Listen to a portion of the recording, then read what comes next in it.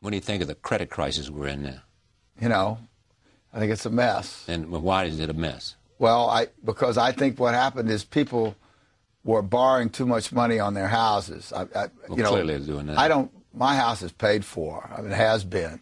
I mean, I don't believe, I think having equity in your home is a good thing. I don't believe in spending every penny you have. When I was making $80 a week after taxes were taken out of 20 when I was 21, I saved $10 a week and lived on $70. I mean, I've always saved. I believe that was the thing to do. It's one. My father taught me that, too. What's possible? Tell me what's possible. It's possible to do. That in 15 or 20 years we can completely redo it.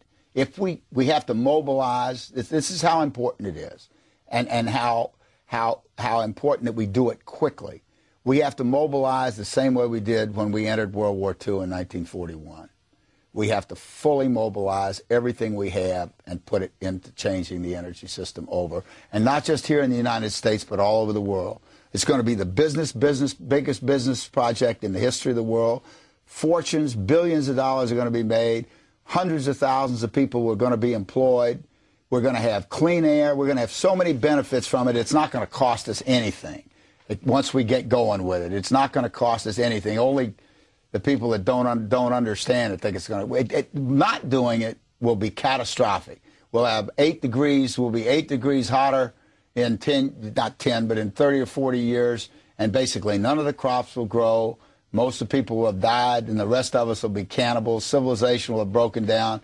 What the few people who are left will be living in a failed state like Somalia or Sudan, and living conditions will be intolerable. The droughts will be so bad there'll be no more corn growing. Not doing it is suicide. Just like dropping bombs on each other, nuclear weapons is suicide.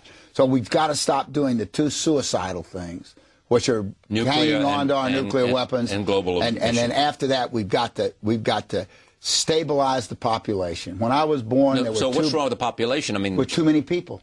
That's why we have global warming. We have global warming because too many people are using too much stuff. But if there were less people, they'd be using less stuff. If we don't get global warming and the nuclear weapons straightened out, we don't have to worry about human rights. The humans will all be gone.